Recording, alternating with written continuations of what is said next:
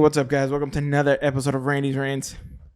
Dingbat, he's off today, but I got a special guest right here, Mr. Anthony Torres, someone who I've known for a really long time, taught me a lot.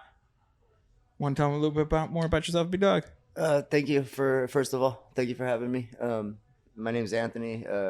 Like he says, I've been knowing him for quite a few years. We met back at Team KO training. I'm a former MMA fighter, former boxer. Now I'm working promotions with the 559 fights. And I'm going to put the mic a little bit closer to you.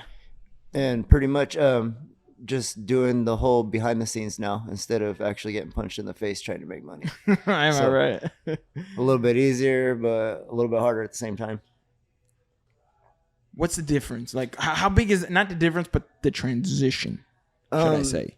The only transition that I really feel is the fact that now I'm more in control of, I guess, the safety and the production and everything like that of the fighters and the actual fights. Before, the only thing I had to worry about was just being ready to fight and going out there and performing. Yeah. Now it's like I'm helping with if they need help setting up the cage. If they need help doing promotions, I'll go around putting up posters, doing advertisements. I do the after parties. We have the after parties over there at the fifth quarter now, so I'm running the after parties officially. It's been pretty good so far. But yeah, just the transition wasn't really like a big thing. It's more just mental now than physical. Okay. Now, going back to boxing and the whole MMA, is there any things you would change? No.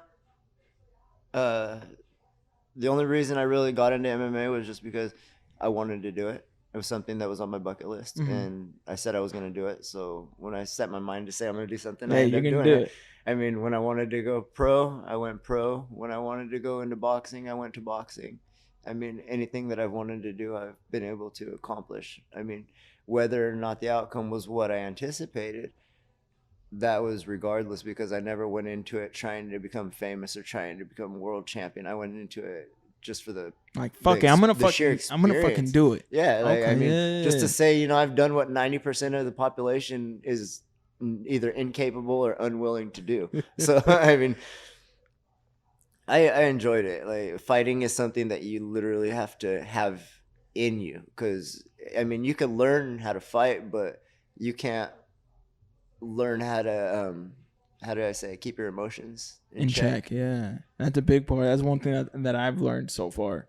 Yeah. Just doing everything, like, you realize, like, it's not just about throwing punches. A lot of it is just being mental, being able to control yourself even in the most fucking worst fucking situation.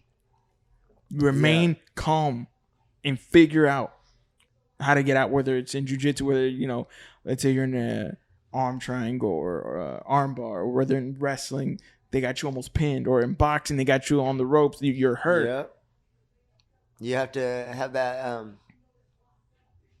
anticipation for exhilaration is what I like to put it. Like, you have to be willing to accept the fact that you're going to be put into uncomfortable situations, which, I mean, that's life. You know what I mean? It's not just sports. I mean, you can put it into anything. Yeah. That's why I love MMA and mixed martial arts and all the combat sports so much, because it's not something that you just do inside the ring. It's something that helps you outside in real life. I mean, so it's just a different mindset is what it really comes down to. It's a special kind of person to step in front of an arena of people just to punch another man in the face. I mean, straight up.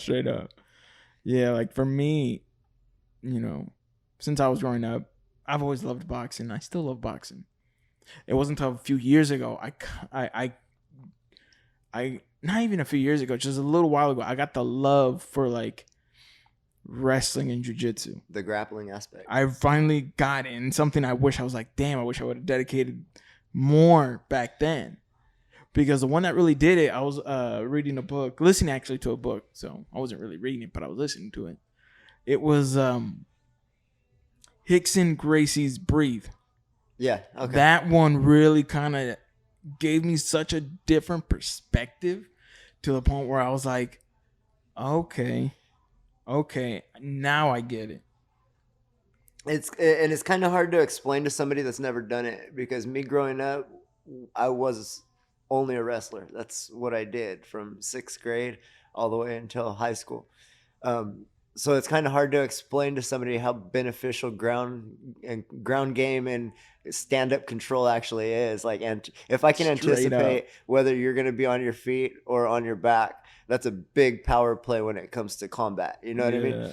Because you got to realize anybody can stand up and get a lucky punch. Anybody can hit your butt. Yeah. But it takes a special type of person to be able to get hit and still be able to take you down and put you on your back, then control you, and then decide whether they want to smash your head in or choke you out. Yeah, and no, definitely.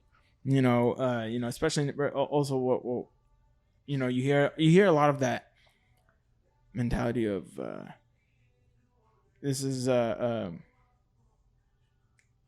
can you say it's a marathon, not a sprint, right? Yeah. People love to say that for life, which is true, but for me, that changed as soon as I read the Hicks and Gracie book. I was like, bro, life is not even a sprint or a marathon. Sure, it's a long run, but in reality, it's a fucking fight. It's not just it's not a boxing fight. It's legit an MMA fight you have with life, because life can choke you out, and life is gonna beat you up. Yep. You can either dust yourself off, get back up, fight to get back up. For me, fighting, MMA itself, jiu-jitsu, wrestling, boxing, and all those put together, Muay Thai, that for me is what life is. Because, man, sometimes life ain't going to get you one way. It's going to get you multiple ways. Well, I mean, either you get along, either you grow up with it, or you get left behind. Yeah. So, I mean, the world don't sit around and wait for you. Exactly. And you will never beat life, but you can give it a tough run. I mean, what do they say? If you can't beat it, join it. I mean, just go with the flow. You know what I mean? Too many people try to fight everything, try to overpower the outcome of every situation. Yeah, and then they're disappointed when it doesn't work that way. You know, like it's like you're only disappointing yourself, because if you look at it from the other point of view, where you should be looking at it, there's no fight. I mean, there's nothing to fight against. All you do is you accept it or you don't. Exactly. Get on to the next thing. You know. So that's kind of what I've been doing with all this stuff. I realize I'm not really in the position to want to compete anymore as far as doing the boxing or the MMA. So now the best thing for me is to work with the fighters, with the promotions. And I got lucky that Jeremy and Rick Falcon, Jeremy Luchau, the owner of the 559 Fights, the president, and Rick Falcon, he was the guy that gave me an opportunity to do this. I was his assistant for the first 2 or 3 fights, and kind of had to prove myself. And I went through a lot of work, but it's worth it, man. I love this promotion. I debuted with this promotion in 559 Fights 3.5. I remember that. And I became a champion through this promotion. I went pro. I had my last amateur fight through this promotion. Now I'm working with them. So it's like, I couldn't ask for more. You know what I mean? No, totally. So it's a blessing. I mean, and we got a couple shows coming up for the rest of the year. Next 2 are going to be at the Visalia Rawhide Stadium. And then we got the last one. It's going to be in the convention center. Okay. Oh, nice. So, nice. But yeah, this next one's going to be a good one. We have our double champ, Elijah Osuna. He's a 135 and 145, I believe, 559 Fights champ.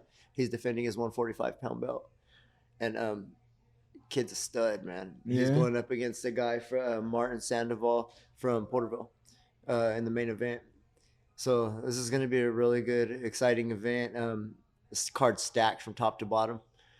So the tickets, $35 start out. They sell them on the at the Rawhide Stadium, or you can get them on the 559fights.com. Or you can contact myself, Jeremy Luchau, Rick Falcon, on Instagram or Facebook. But yeah, these next shows are going to be really exciting. What I like most about this 559 Fights is the fact that these guys have a great opportunity to be seen by the UFC through this promotion. Since they've grown so much as an amateur organization, they're getting a lot of recognition from other promotions in the UFC. Actually scouts out, and guys get the opportunity to possibly make it to the UFC after being amateur fighters for the 559 Fights. We're also one of the fastest growing promotions in California. and we're one of the busiest promotions in California. I mean, as long as you stay healthy, you can fight every month if you want. Yeah. So, I mean, not a lot of other promotions offer that. You know what I mean? So that's one of the benefits that the 559 fights brings. And with the guys that they have, the matchmakers, with Antoine, and we got Cody's sons, all these guys that make the 559 fights work that nobody sees, that they don't get credit for. From the guys that build the cage to the guys promoting to the guys running the show, dealing with all the headaches of fighters falling out last minute and all this other stuff. 559 fights is definitely one of the promotions you want to try to fight for if you're an amateur coming up. Oh, definitely. All right. Yeah, those 559. I remember. I think I've gone to like a few. I'm trying to remember all of them. I think I went to one of your fights. You've been to quite a few of my fights. Yeah, dude. Yeah, it's like a whole thing. Like, there's something about that I've always said. The Central Valley has a lot of talented fighters. Yes, they do. It has so many, because just if you look from Bakersfield to Fresno, there's a lot of monsters there. I mean, look right here in the Central Valley. They've produced Chad Mendez. You got Cody Gibson. Yep. You got Marion right now. You got Alex Perez. Joe Soto. You know, Soto. I was about to mention him all too. All these guys around here that just studs, man. Like, there's something about the Valley, man. And like, it's weird to say that, like, the guys that were wrestling back with me in the day, like, we were on the all-star team together and stuff like that with me and Joe Soto. And now he's, he was the first Bellator champion. Yeah, I'll take one. He's the first Bellator champion ever. I mean, then his first fight in the UFC, he fights TJ Dillashaw for the championship. I mean, how many people can say they've done that, Exactly. I'm just like, dude, but it's just, I think what helps, what really kind of does it for the Central Valley, in my point of view, is also the population, just in California alone, because there's so many people here. You have a hotbed of just so many different camps. How many camps isn't there alone in California that are really well known, from the Bay to LA to San Diego? Yeah, I couldn't even count. You have so many. Like, yeah, I mean, you got to think, just about every fighter has their own gym. I mean, especially nowadays, you got fighters that break off, you know what I mean, do their own thing, which is cool, man. I support everybody. Exactly. I feel like if you have that opportunity to start your own thing, I mean, there's no harm in it, you know what I mean? Like, there's always going to be competition, and I think competition is good for business sometimes. All the time. I mean, because also not to mention, like, when you grow, you also grow whatever gym you came out of. Yeah. Because a lot of people are going to ask you, hey, where'd you learn this? Oh, this is where I started. Yeah, definitely. And not only that, you still see, like, or you can, these fighters that still have great relationships with their previous camps. Yeah, I mean, the only time I really ever see things fall out per se is when one fighter doesn't like the turnout of their last fight per se. Yeah, that's really how if they get made a fool of per se, you know what I mean, and get knocked out or choked out in a minute, and then they're trying to blame everybody else around them. Like, that's one of the biggest things I see as far as, like, camps and fighters breaking up. I totally get that. I've never seen a fighter in a camp break up because of them winning. Yeah, you really don't see it. I mean, it's always just the loss. Yeah, and it's what it is to me, it's like nobody wants to assume responsibility, because at some point, you as a fighter, your coaches do exactly what they're supposed to do. They coach you. But you're the one that puts in the work. You're the one that has to go out there and perform. So you have nobody else to blame for anything, win or lose. Like, you got people you can thank for helping you, stuff like that. But as far as blaming a coach or a trainer for a loss, I've never seen that as something that's, like, a good argument. I mean, that's why I got into fighting. No, it's totally 100% agree. You don't rely on anybody. Either you put in the work or you don't. What you do behind the scenes shows in front of the camera. You know what I mean? Like, so, I mean, I don't know. It's a little bit different, too, from when I was fighting. Because when I was fighting, I mean, I would go to weigh-ins and I would wait just to see if people would miss weight. I mean, and if they did, I would try to take a fight, Nowadays, you can't beg a guy to take a fight. No, dude, it's like they pick and choose when it's like, we're not in the stage to pick and choose yet. I mean, to me, if you want to call yourself a fighter, you don't pick and choose. No, you go straight to the gauntlet. I mean, whoever they throw at you, especially if you're the champion, you're the number one guy everybody's gunning after. Exactly. So you can't be turning and picking and choosing fights just because you don't agree with, oh, this guy doesn't deserve it. Or well, if this guy, you don't think this guy deserves it, beat his ass. And get past him and prove that he doesn't, why there's levels to it. You know what I mean? No, totally. 100%. But for a champion, especially, to be like, oh, no, I don't want that fight because of this or this. It's like, no, you shouldn't have a choice. Like, if you're the champion, you fight whoever the promotion tells you to fight. Mm-hmm. And if you don't, then you lose your belt. I mean, yeah. I don't see any other way around it. I mean. And especially more when you're trying to climb up the ranks. You're finding these the smaller promotions, amateur promotions. It's like, bro, everyone, I believe in all the fighters in those promotions, they're trying to prove themselves. Yeah. You know, unless you're already in the UFC, freaking you're Nate Diaz or you're Conor, you're these already champions, then it's a different thing because you've already fucking put in your work. You can pick and choose all you want. Well, I mean, I think with Nate Diaz, it's like those guys, they got to a certain point where they just know they're not going to win a title. So, I mean, at that point, yeah, pick and choose your fights because now you're doing it for the money. But when you're going to try to build yourself for a title, it doesn't matter. It shouldn't matter who they throw at you. Oh, yeah, no, definitely 100%. I mean, I can truly say that I never turned down a fight. It was a blessing and a curse because I didn't win every fight. But everybody that I fought knows who I am. And that's the thing. Even when you lose, you can still win because as long as you put on a good performance, people remember you. You get promotions still calling you. That's, to me, what a fighter is. You're not going to win every fight because, I mean, I've always told myself you never know the true feeling of victory until you felt the power of a defeat. Mm-hmm.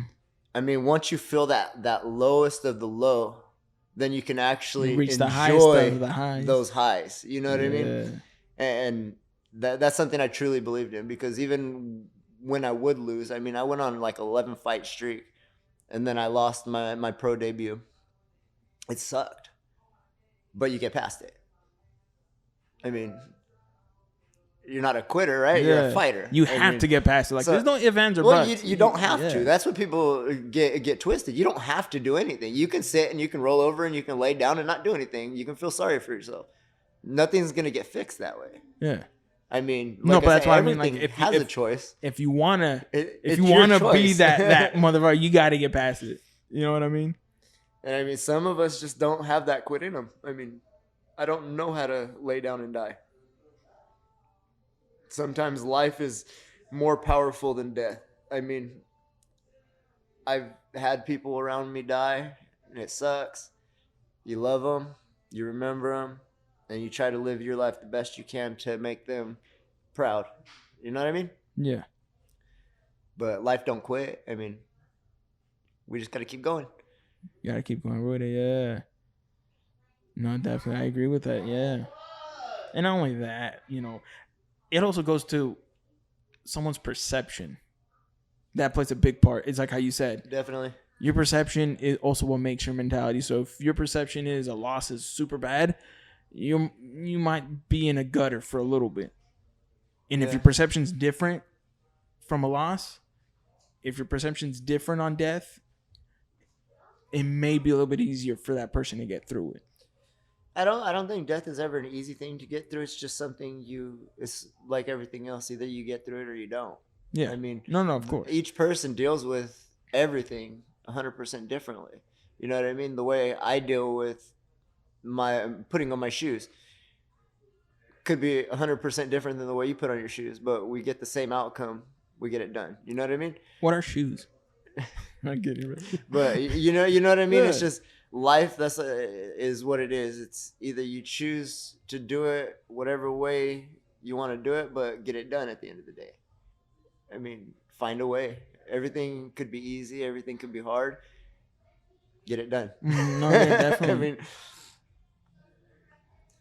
like for me, I think if I were to compare myself just to like 7 years ago, it's so crazy how much you grow when you actually decide to grow. Yeah. Because, you know, there's people out there that You're the same person from 10 years to 10 years. And ignorance is bliss. Yes.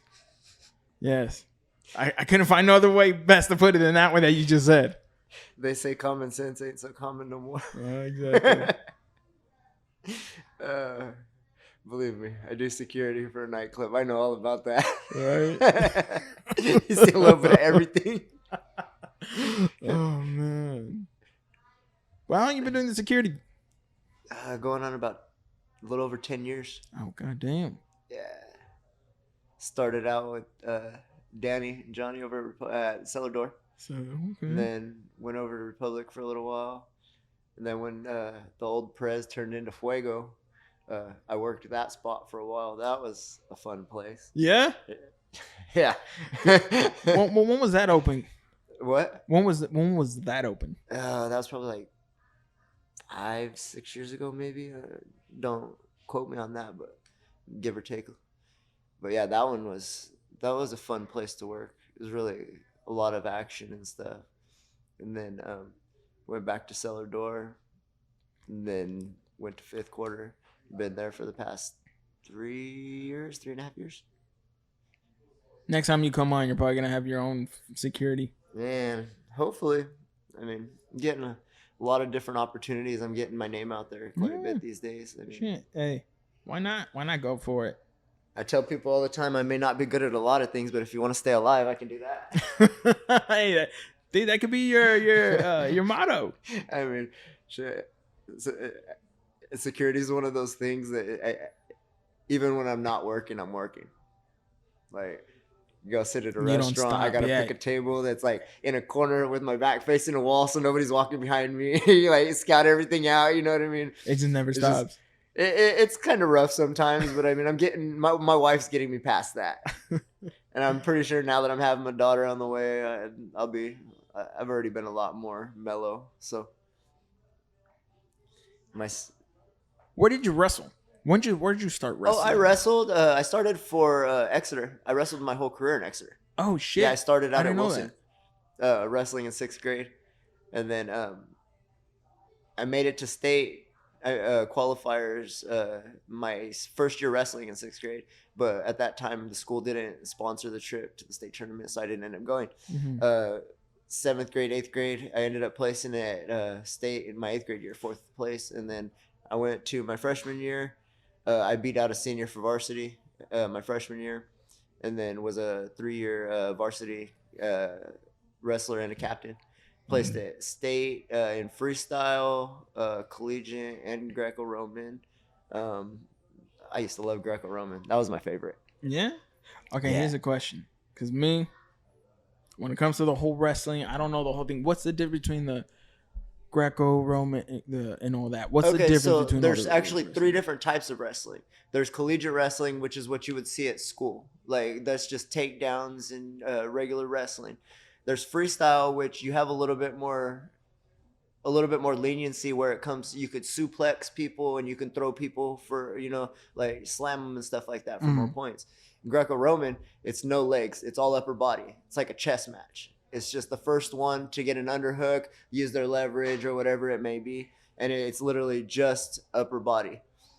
Oh, wow. So, like, if you touch the legs, that's point deductions. So, really, literally, you can't use your legs to trip. You can't do any of that. It's 100% upper body.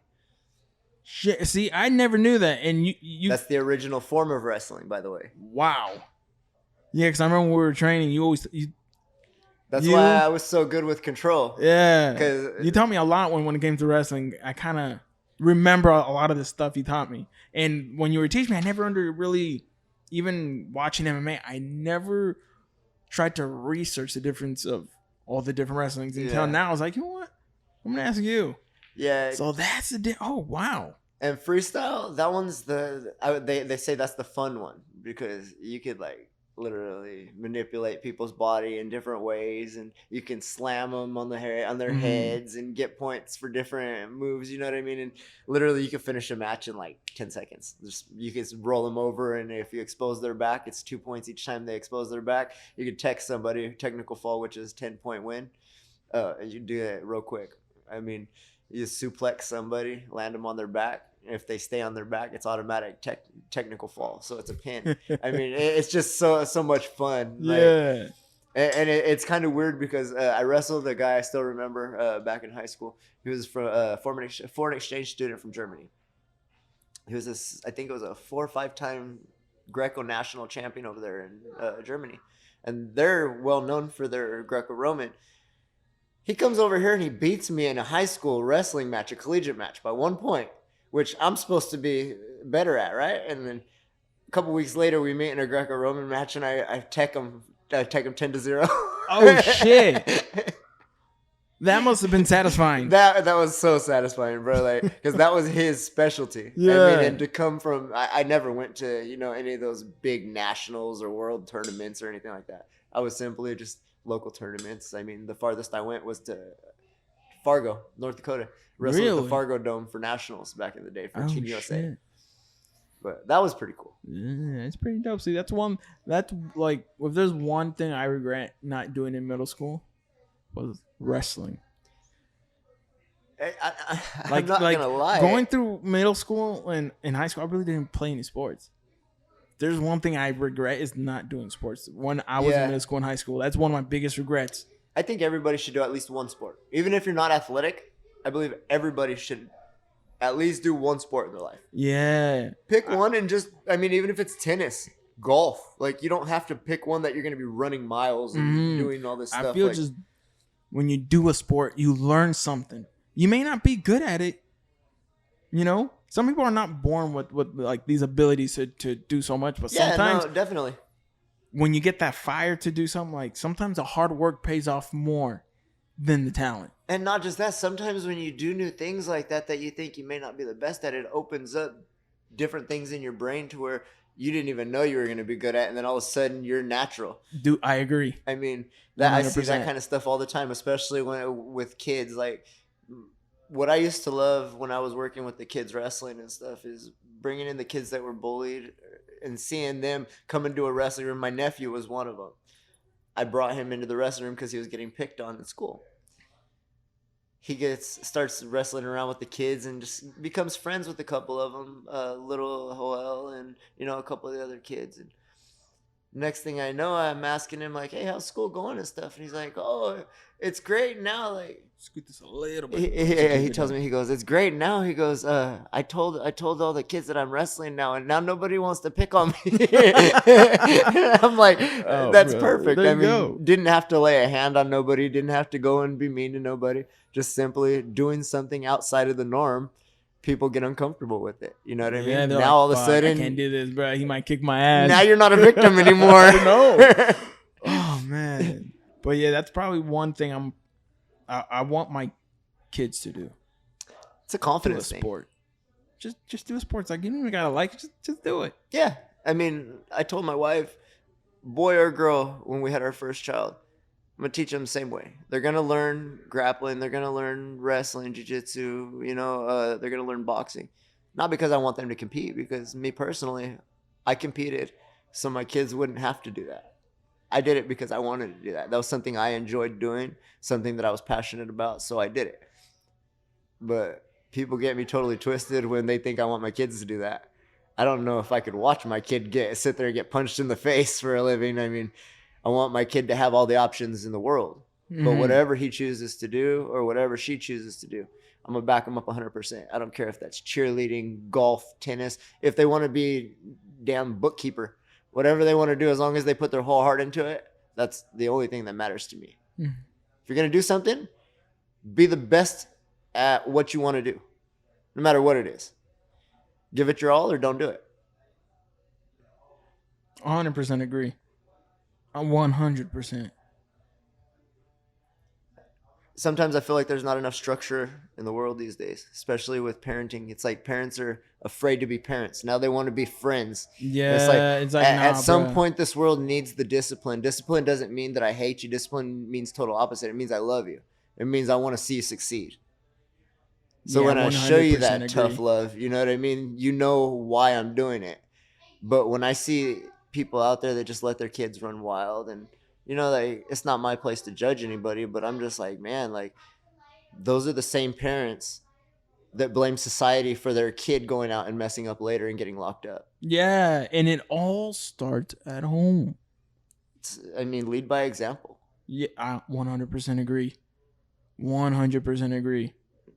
Because if like if there's in a household no one has, let's say, like, kids nowadays are all, they're like, I'm just gonna say, a lot of them, they're fucking rebels. They truly don't respect no authority. It's not that they don't respect it, it's that they haven't learned to respect it. And why is that? Because they get away with whatever they want. Whatever they want. It's like, one thing that I told my wife that I will not do is negotiate with my child. If I tell you to do something, it's because I'm older, I'm experienced, and I'm telling you to do something for not only the benefit of me, but for the benefit of you. And I'm your father. And I would never tell you to do anything that I would not do myself. Mm-hmm. And I take that wholeheartedly into my work as well. Like, I will never ask one of my coworkers to do something that I wouldn't go into myself. Like I said, lead by example. If you're not going to do something yourself, don't expect somebody else to jump to it. Yeah, it makes no sense, right? And people think that kids are dumb or something. It's like, kids are smarter now than they've ever been. They pick up on so much through, like, I didn't even know how to use a dial phone when I was freaking 10 years old. And now these kids 3-4 years old are knowing how to use touchscreen telephones and stuff. I'm like, my kid takes my phone and unlocks it, and I have a fingerprint unlock. I'm like, how do you do that? Yeah, don't ask me, man. Probably got your finger. These pandemic babies, bro. Dude, that's so true, though. Different breed. It is. To be honest, it is. And just with all this technology, it's like, for kids, it's like a gift and a curse. Yeah. Right? You get so much, but at the same time, there's that negative. Yeah, definitely. You know, you go online, you see fucking all the trolls and all that, and it's like, guarantee you never got your ass kicked once in your life, because if you did, you'd know to shut your fucking face. Yeah, I'll tell you, I had that firsthand experience with that, man. After I fought Sean Garcia in my second pro boxing match, I had people messaging me on Facebook and Instagram saying, "Hey, Grandpa, you shouldn't even be in there. Like, where's your AARP card? Like, talking about my family, like talking about my wife and my mom and like my family." And I'm like, bro, you don't fucking know me. I don't even know. I don't care if you know me. I don't know you. Like, how is this supposed to affect me? Like, it's kind of like, I want to be mad, but at the same time, who am I getting mad at? Like, the comment or the person that said the comment? Because I don't know who the person is. Half the time, they don't even got a profile picture.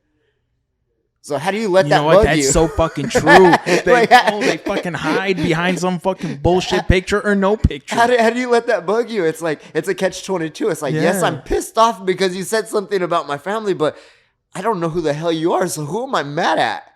And you know what? That's true. And not only that, the same saying goes, all publicity is good publicity. Yeah. I mean, if someone has the fucking courage to fucking take time out of their day to send you a message, I'm like, bro, you literally must be doing nothing in your fucking life. Because literally, people who are doing something with their life, whatever it is, it's either going to be you're an athlete, a sport, or maybe you work. You can be something like people who are actually busy with their days. The thing they don't have time to do is message. Yeah. Message someone some fucking negative shit. What is that quote? They say, losers focus on winners, winners focus on winning. Yeah. Like, legit. And it's just like, that's fucking life, how you said it. If you can't handle a loss, you got to learn how to handle loss in any fucking age. We all lose from fucking when we're born to our deathbed. We're losing something. Yep. I think there's this fucking misperception on like so much, like in boxing itself. You get one loss, people think your career's over. I know. Isn't that crazy? And it's crazy how a lot, when you see some fighters already take that 1 or 2 loss, they retire. And I'm just like, what is going on here? Like, that shit has to change. Like, bro, you still got so much money you can make with these other fights. I think that stigma's been with boxing for so long. It's going to take a little while longer to finally it's break. Kind of the same thing with MMA. If you think about it with the UFC, I mean, like I was telling you earlier about the UFC card thing. Like, there's cards of former fighters that are world champions, legends, and for some reason the rookies that haven't even made a name yet, like that are just prospects, those cards are selling for thousands of dollars. Yeah, and it's like the older generation isn't getting the respect for some reason that this new generation is getting. Like, I mean, who would have ever thought that Jake Paul would be the new face of not just boxing, but like of all combat sports? Like, he's building up the pay rate for men and women, like in all aspects of combat sports, like in UFC, in boxing, like no matter where he puts his foot, he's successful. And everybody hates on him, and I think that's one of his strongest things is he doesn't care. The haters don't affect the outcome of his day or his succession. Like, now that you said Jake Paul, he's got that fight lined up with Rockman Jr. Yeah. How do you see that fight playing out? Like, not gonna say that I was a big fan when Jake Paul first turned, but the more he does for the fighters, the more I'm gaining respect. Like, whatever he does with his career, that really hasn't even been like effective on my decision on how I look at him. What my outlook on him is he's so beneficial for fighters in general. Yeah, like, he's teaching them a gift and a curse. You don't have to take the bottom. You don't have to take the bottom dollar. There's other promotions and other people out there that are willing to, you know what I mean, do things and promote you and do stuff like that. But I just, the way that he did for Amanda Serrano, nobody even really knew who she was before he took her under his wing. And now she's headlining at the Madison Square Garden. Oh yeah, she's a badass fighter. She's a badass fighter. She should have been able to do that by herself. But I don't know what it was about women's boxing being overlooked or whatever it may be. Yeah, it's just Jake Paul been overlooked put her in the spotlight. Time. Like, and I don't know how he did it, but his promoting is because when it comes to women in UFC, like, you kind of already know the majority of fights, but women's boxing is something that it's like kickboxing. Well, I mean, that Katie Taylor and Amanda Serrano fight, that last one that they did for the unification, fire. That opened up a lot of people's eyes. That opened up a lot of people's eyes towards women's boxing. Because I'll be honest, I've seen some tough women fighters in general. Oh, hell yeah. I mean, I remember there are some chicks out there was a fucking killer that will put on just as good, if not a better show than some of the best guys out there. 100%. 100%. But let's hope that women's boxing continues to grow, because it's just amazing. Because that last Amanda Serrano fight, that was a close fight, even though I think she won. I mean, that could definitely be a trilogy in the end. Oh, imagine. That'd be a badass trilogy. It would be. But yeah, I don't know. So who do you think's winning in that fight? Jake Paul or Rockman Jr.? I don't know. Like, I feel like maybe Rockman Jr. because his dad is in this one, and his dad, whether he did lose to the rematch to Lennox Lewis, but he still knocked out Lennox Lewis in that first fight. I remember that fight. We ordered that fight, that first one and the second one we ordered. Oh, yeah? Dude, I've been watching boxing since I was like 5 years old. 5 years old, I remember my dad putting, like, one of my favorite boxers growing up was Fernando Vargas. I one time even cut my hair like him. This was like literally 9-year-old me. Yeah. Dude, I probably still got one of my school pictures to prove it, and I'm going to have to find it. I met him at the Rumble in the Park back in the day in Fresno. Oh. He was doing a live autograph signing out there. Yeah. Damn, if I would have fucking known. But yeah, for me, it's like boxing, like, especially, watching boxing with my dad. So I'll know a lot of old fighters I know because my dad would talk about them. Yeah. And we'd buy, like, when we'd find these boxing DVDs with these old fights, Wilfredo Gomez, Salvador Sanchez, you have so many fighters that I'm like, for me, that's why I've always loved boxing. Yeah, see, my thing was when my grandma was alive, we would get the family together every time Oscar De La Hoya fought. My grandma was a big Oscar De La Hoya fan. So every time he fought, or like Mike Tyson or any of those big fights, we'd all go to my grandma's house and we'd do the little disco boil, you know what I mean, and all that. And I think one thing I also love boxing was because my birthday's September 14th. So a fight was always happening that weekend. That they'd throw a birthday party for me. But I know the birthday party wasn't for me. Y'all just wanted to get together, get drunk, and watch the fight. That's really what it was. I don't even think it was really for me. Maybe my mom was doing it for me, but my uncles, no, because they knew if it's my birthday. Well, you already know Mexicans and birthdays. It's never for the kid. It's never. But I have a theory. You're celebrating a 2-year-old's birthday and you have 30 cases of freaking Corona and Modelo bottles. I have a theory on why that is. The majority of Mexicans here, a lot of them don't go out to bars. When like the old heads back in the day, a lot of them weren't going out to bars. Like my dad didn't go out to a bar. He would only go to a friend's house during a party. He'll get drunk. When we held parties, we got drunk. But I don't remember my dad once going to a bar. But, my dad drank a lot. But I don't remember him going to a bar. Well, I know over at Fifth Quarter, we have 2 Mexican nights, Friday and Sunday. But there's a lot of people. Yeah, but look 20 years ago. Because 20 years ago when we were having the party, now it's just like, it's continued. But now we have like the kids growing up that go to bars, that love Mexican night. But one of my theories is the reason why a lot of the times the older heads would just get together and drink was because a lot of them were illegal. They didn't want to go to a bar. They didn't want to put themselves at that risk. So one of my theories is they used the birthday parties to get together and get drunk. I think it's any party. Doesn't have to be. You know what? That's not true. It was even baptisms. It's fucking Christmas. It's any major holiday. Nowadays they're doing a quinceañera and then a sweet 16. Oh, fuck, I forgot about that. We got 2 years, we partying it up. That's so true. That's so fucking true. Oh man. You get a wedding that goes 3-day party. It starts on a Friday, ends on the Monday. You know what I mean? Like, because even once you have the party, there's what Mexicans say, recalentado. Yeah, and then you gotta have the leche caliente the next morning. Bro. Man, those older heads know how to party.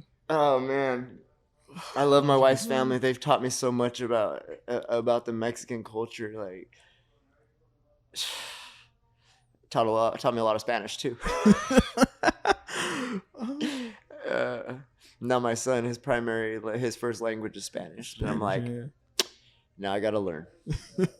It's funny. That was mine too. Yeah, that was mine too. But then as I grew up, I kind of forgot about it. It went to English. Yeah, but every time we'd go to Mexico for those 3 weeks, my Spanish got pretty good. I know how to order off of the menu at the taqueria. But other than that, don't try to let me go into a grocery store. Oh gosh! Remember last time me and my wife went to Mexico? I went into this gas station because I didn't realize they measure their gas by liters. Yeah. So I'm like, oh man, it's like $1 something or whatever, 170 something pesos or something like that for a liter. I'm like, dang, it's pretty cheap. I'm gonna get like a full tank for like $5. Shit came out to like $30-$40 for like a half a tank. I was like, oh, we're back in California. Yeah, because I gave them a 500 peso thing, and I'm like, yeah, this is gonna cover everything. And they're like, oh yeah, that'll be another $30. I'm like, wait, American money? Like, what's going on? But yeah, that was an eye opener right there. Oh yeah, and especially everything is, it's not by the pound, it's by the kilo. Yeah. Same thing with like the distance, like kilometers. You think it's miles, but in reality, you're like, fuck, it's that far away. Because when I was little, I was like, oh man, 400 miles, and then I'd be like, we're there, and like, imagine the first time I went to go buy a taco, I said 127 pesos. I was like, for one taco, $127? What the hell? No, it's not that much. I'll go back to California. Dude, yeah, it's crazy how the metric system, even though they're like neighbors, the metric system is, they use 2 different ones. Well, I mean, over there in, what was it, Rosarito, I think it was. We went to like where the Papas and Beer and stuff is. Man, you might as well be in California. The prices were all the same. It's like $18 for a taco plate. I'm like, and we're in Mexico here? There's a lot of people don't know. those hot tourist beds, bro, they know how to mark up the price because they know people are gonna fucking pay. Because the majority of people are gonna be drunk. Yeah. But you know what's crazy? You know, actually, Titanic was actually filmed in Mexico. Oh, really? Yeah, I think it was in Rosarito, somewhere in that area. It was actually filmed in Mexico. Yeah, Titanic. Huh. Didn't know this. I didn't. Until my brother told me. He was like, yeah, that's why if you look at the background, a lot of the extras are really dark complected. And I was like, you know what? That makes sense. And I actually fucking Googled it all the time. Yeah, it was filmed in Mexico. They just like put a green screen on a mountain, made it an iceberg. Bro, I could just imagine how that shit would look. Oh, man. Damn. But what have you been doing with your free time now? What do you usually do? What is your day to day, big dog? Go to work, get up, do what I got to do for the 559 Fights promotion, go around, either put up posters, go pick up stuff from the sponsors, put together the lanyards, stuff like that. Okay, nice. Then I take care of my son, wait for my wife to get off work, spend some time with her. My days off, like normally I have today and tomorrow off, so I'll just go home and kind of watch a movie with the family and relax, enjoy the time. Yeah. But other than that, I'm just working constantly. I mean, always focused on something. Idle hands are for the devil, so I try to keep myself constantly going. That's a good one. I like that. Yeah. And is there anything like you're kind of working on for the future, like any specific like goal or something you have in mind? Like, you know what? Well, like we were talking about earlier, I'm kind of trying to do the executive protection thing. Just kind of working on licensing and trying to see if that's the route I want to go.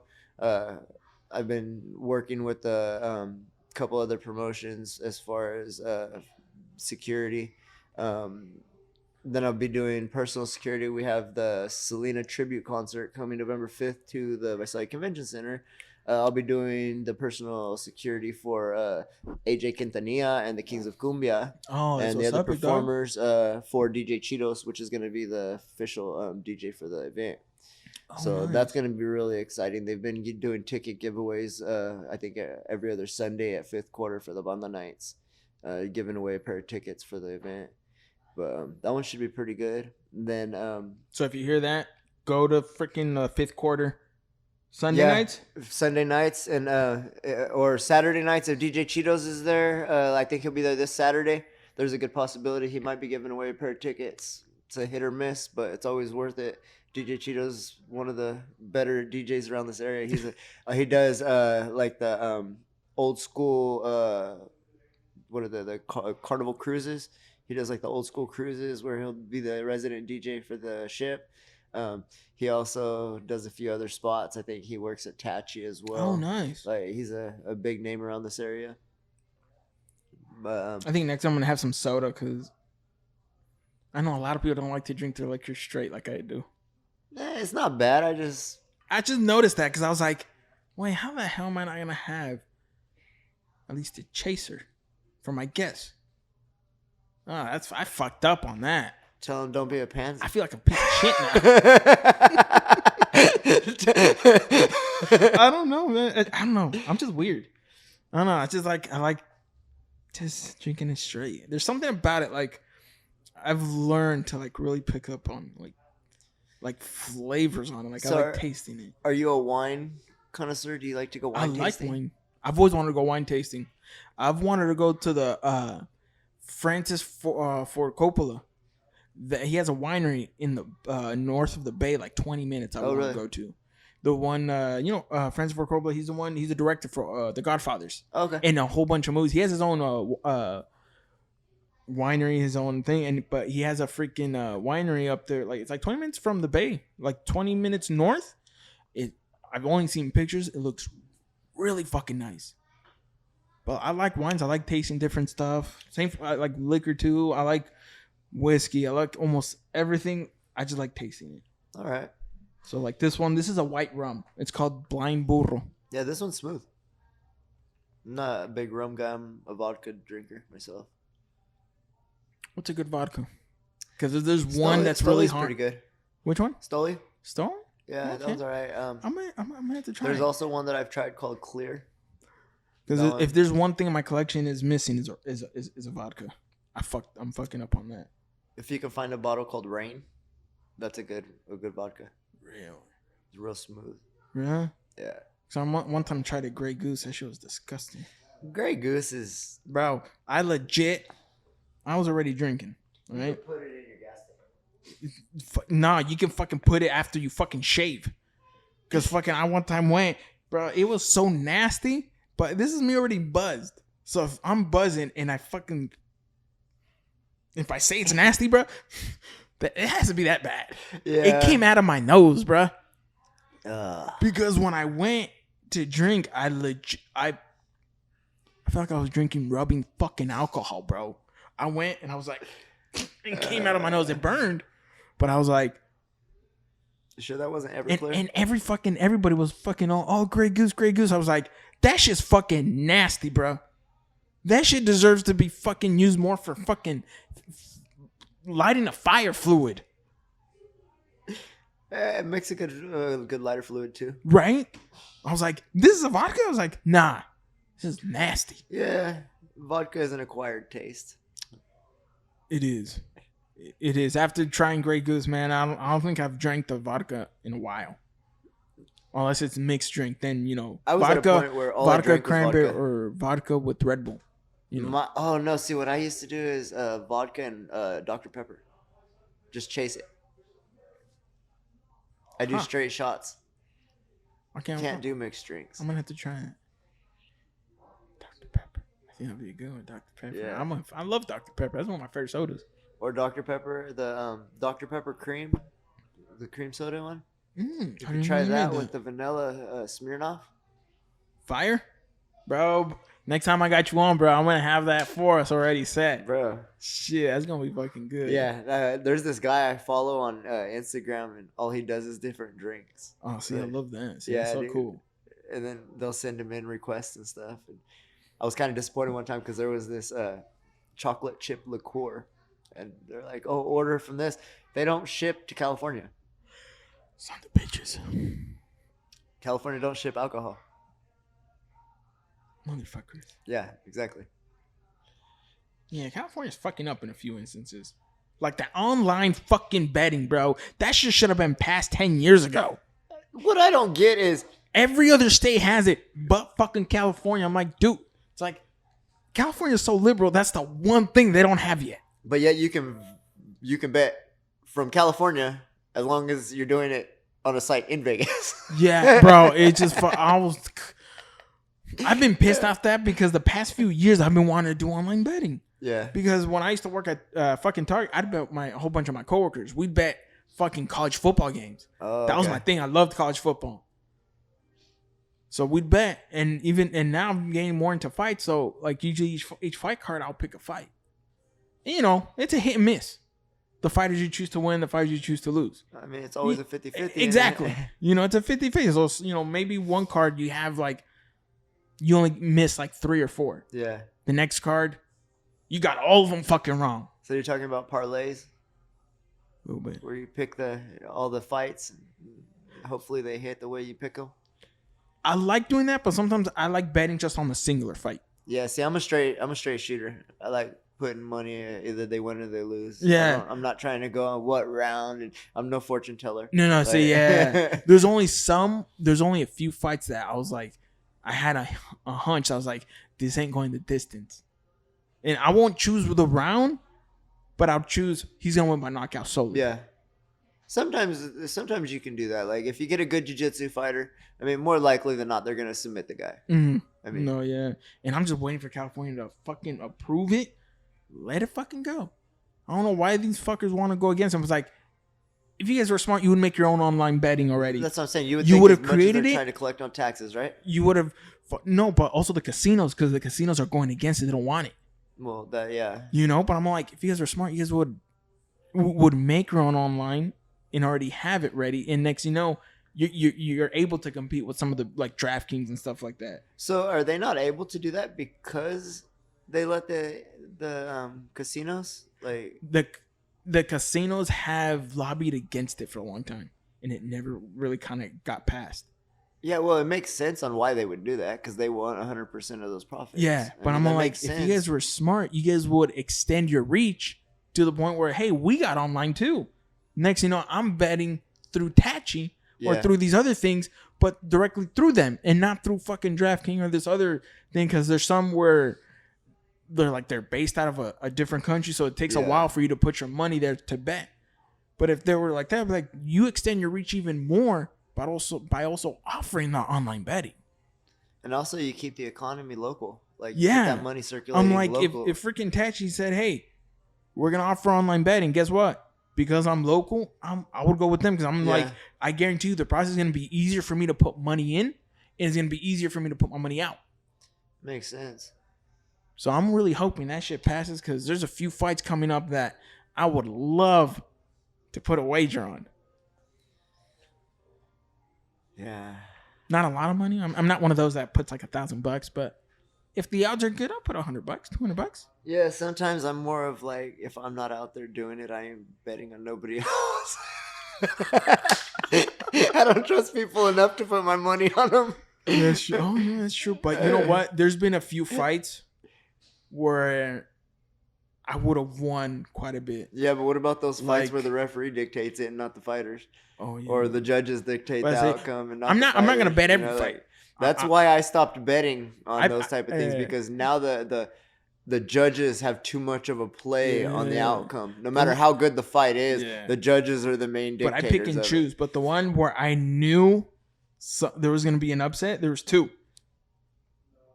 One of them was Joshua versus Andy Ruiz, the first one. Because I had seen Andy Ruiz before. I had seen him fight. So I knew his skills. Like, he has the skill to beat Joshua. Yeah. I wanted to bet. If they would have had it on my bet, I would have put at least $100 on it. I would have been like, because the odds at that time for that fight were literally stacked. Like 10-1. So I put $100. I can win 1,000. I don't mind losing $100. If that's my risk, definitely. And then the second one was Amanda Nunes versus freaking Amanda Pena. That was one I wanted to put money on Pena. I was like, something told me. My gut feeling was telling me, like, people are sleeping on her. So what do you think about this next one?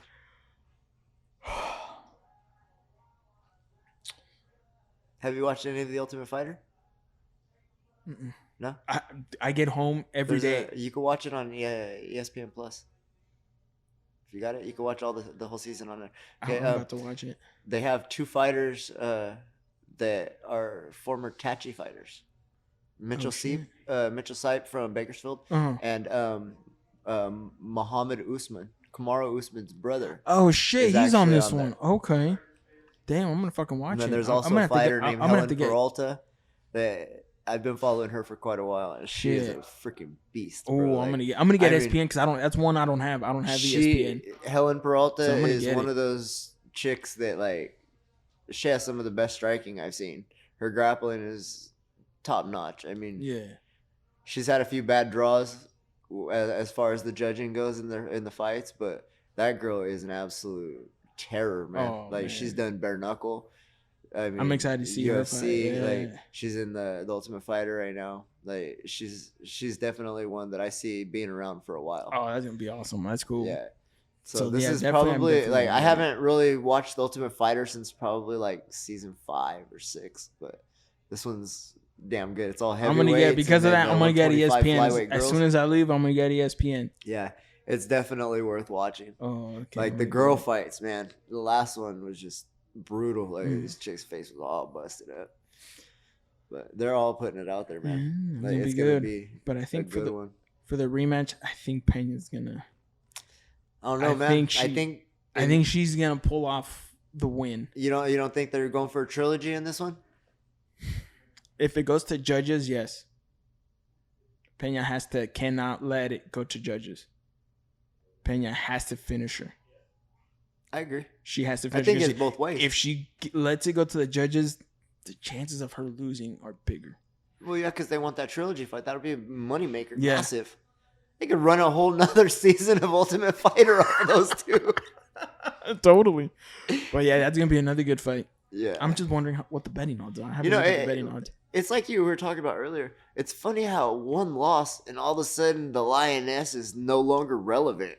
Like, she relevant. Now all of a sudden, you know what I mean? Like, same thing when Ronda Rousey lost her first fight. It's like, how do you, like, they were on this big old streak. They done all this winning, and then all of a sudden they lose one fight, and it could be a good fight.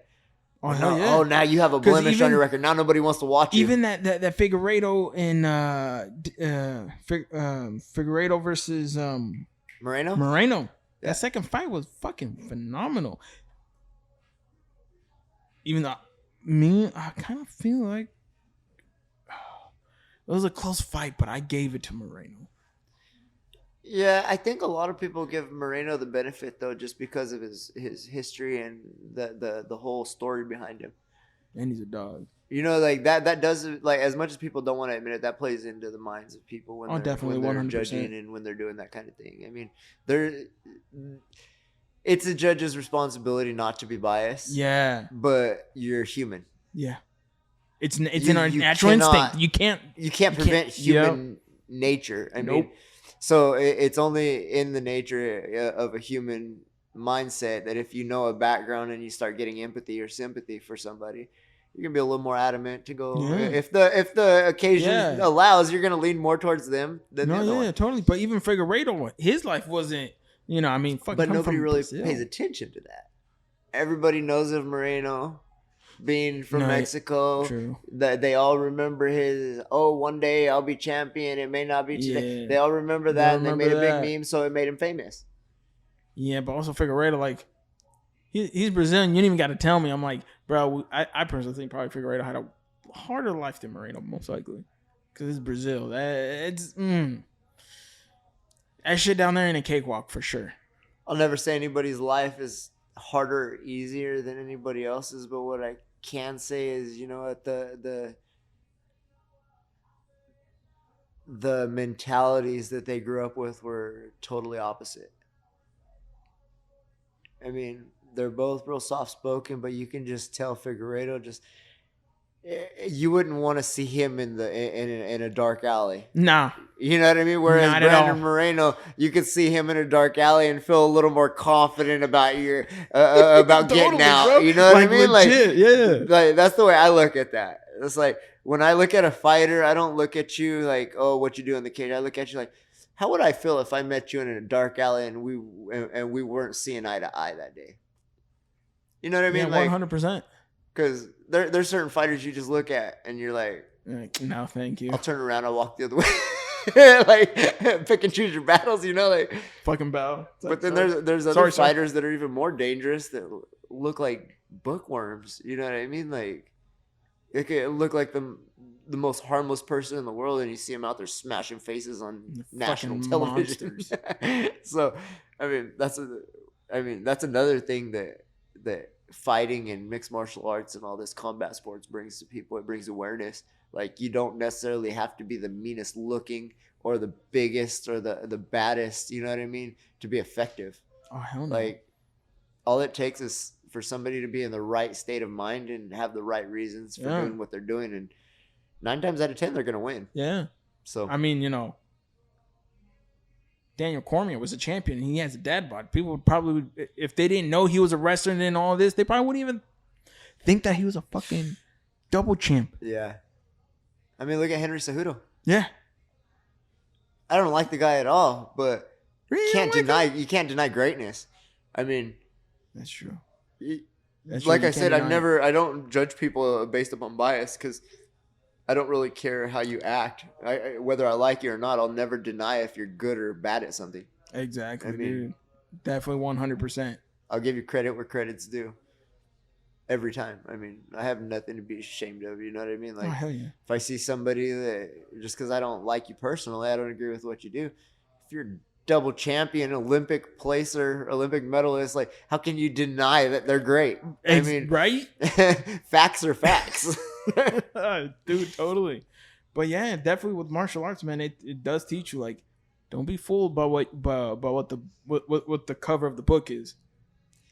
Sometimes that cover of the book is it's a humbling environment, man. Yeah. Very humbling environment. Because the smallest person who you think you're gonna ragdoll sometimes gonna ragdoll your fucking ass. But you remember when we used to train at KO? There used to be a lot of big guys that they would go in there, and the first one they would want to grapple with is me for some reason. Oh, dude, I remember that. I don't know why, but every big guy that went in there didn't want to grapple with Pato, didn't want to grapple with any of the other guys. It was always me. And I'm like, okay. So we'd go and I'd sub them or choke them out or whatever it may be. And they'd just be like, what the hell? And not only that, you'd flip them. You'd flip them onto their back. And it's like, that's kind of what, mixed martial arts and combat sports is. It's like it's an illusion. It is. I may be half your size, but I can make myself look 3 times your size by the time we're done here. Dude, but that's fucking true, dude. Like legit, it's 100% true and factual. I don't know, like the whole mentality, the whole like confidence that the MMA and that my life just in general has given me. Like there's not too many people my size that run clubs and run security and do personal security and do all the shit that I do. Like I do it because I'm good at it. I spent a lot of time researching and doing online courses and learning from different minds and putting different shit together on how to be effective with my body style, my race, my gender, you know what I mean? All that shit you gotta take into effect. I mean, and once I learned how to combine all that and actually make it effective, life is so easy, man. Like when I go to the club, I'm one of the few guys that the biggest dudes will come up to me and shake my hand, and and it's not because I'm anybody special. It's because I show respect. I treat people how I want my family and my wife to be treated when she goes out. Or, you know what I mean? Whoever it may be. But I try not to be that, oh, I can do this. Or, you know what I mean? Like that cocky asshole bouncer that everybody perceives bouncers to be. And I've been really successful with it. So I just keep doing it the way I do it. Oh, see, that's awesome, big dog. I mean, I've made a lot of friends. I've made a lot of relationships. I mean, I've been able to combine both my jobs with the 559 fights and with fifth quarter and work it together. We're hosting the after parties and the weigh-ins at fifth quarter, and then vice versa. Like now then I go and I work the events for the 559 fights, and I just love the partnerships, like, and everything coming together. Yeah. And, you know what I mean? Like that's all. I'm not really out for myself to make money and stuff like that. All I want to do is be successful and help everyone around me grow. Oh, I see. That's awesome. I mean, now here's one more question before we go. How did you get started in MMA? Like what? I was an asshole. I was for lack of better words, I was a drunk, and I was always going to the bar and was getting in a lot of fights. One day I got into a fight and I broke this guy's nose, and he didn't press charges on me. One of the reasons was because he was double my size. The other reason was because he came out and tried to run me down, but he didn't press charges, so I took that as kind of like a blessing. And I think it was like the next week I found out about the 559 fights and stuff, and I called Jeremy and I was like, hey, how do I get on? He dropped me off some tickets. I had a yard sale. My aunt's husband worked for Sam Adams. He hooked me up with like some pub lights and some glasses and stuff, and I had a yard sale. Made all the money, paid for my medicals and all that stuff. Got all that done, licensing. I had my first fight, training in my backyard. Oh wow! Won my first fight. I beat a guy from up in San Jose from Team Tribal. It was my first fight, and I beat him, and then I just kind of went on from there and started doing it. My second fight, I broke my hand, so I was out for like 9 months, and then I met up with Danny and Johnny, and they let me start training there. So I kind of just joined up with them, and then I made my first fight with Danny and Johnny over at Team KO on August 13th. It was the first event at the Rawhide Stadium. Mm-hmm. and that's where I made my debut. I ended up fighting dude from Elite, one of Doug Marshall's fighters. It was a kickboxer. I ended up winning that fight. And we went on a rampage. Started taking everything. I remember that. But yeah, that's how I got started. Just pretty much, like I said, I wanted to do it. Everybody told me I couldn't. I said, all right. Hey, what you fucking did it, big dog. And now we're here. Yes, sir. On another journey. It's a pleasure, my boy. Yeah, likewise, big dog. It's funny how life makes circles. And it's going to make more circles. It's going to be like this. Hopefully next time I'm here, we'll be talking about having events on different platforms, and maybe we can get you in there to do like some voiceover or something for one of the events. I'm always down for anything. Whenever something comes, I don't shy away. I'm always down for whatever. Hey, man. We can make something work. All right. You guys heard it here. If you guys hear me one of these days, hey. But let the people know what you got going on, my dude. All right, so let's hear about these next events coming up. All right, so on August 13th, we've got the 559 Fights 89, Elijah Osuna versus Martin Sandoval. Elijah Osuna is our 135 and 145 pound champion. He's 5-0 from Garden Grove, California, fighting Martin Sandoval 2-1-0 from Porterville. We have another one September 24th at the Rawhide, and then another one October 21st at the Convention Center. We're looking for fighters. If you're interested in fighting or getting your fighters on the show, contact Jeremy Luchow or Rick Falcon. They'll work with that. We've also got after party and the weigh-ins at Fifth Quarter Restaurant here in Visalia, over by Bolero off Fairway. And VIP tables and front row info. If you guys need that, you can contact me on my Instagram or my Facebook. And what is your Instagram and Facebook? Escaleta125 on Instagram, or Anthony Torres on Facebook. Okay, you guys heard it here. But thank y'all for listening. Thank y'all for enjoying. Thank you again, big dog. It's fucking awesome to finally fucking have you on here. This is great. You know, man. It's one of many. Yes, sir. So get ready. So we're great. We're gonna get some more episodes here. You know, and if you have any fighters or anything like that, you know, yeah, let me know. I'll freaking interview him here, ask him questions. All right, yeah. Because for me, the way like how I'm doing this, like how I want this podcast is really, I want it to be kind of like a safe haven for people can talk about whatever. Like I'm not gonna judge people. I may disagree with them, but I'm gonna ask them a question. I'm gonna ask them. I want to learn exactly everything.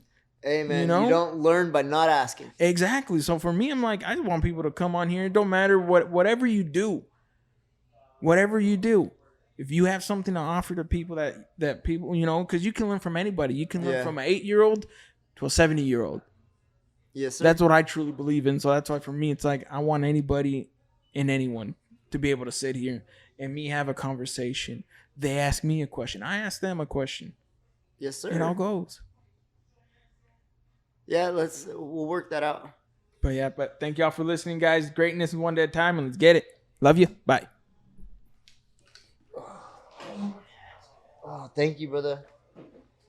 How many fucking stroke too much?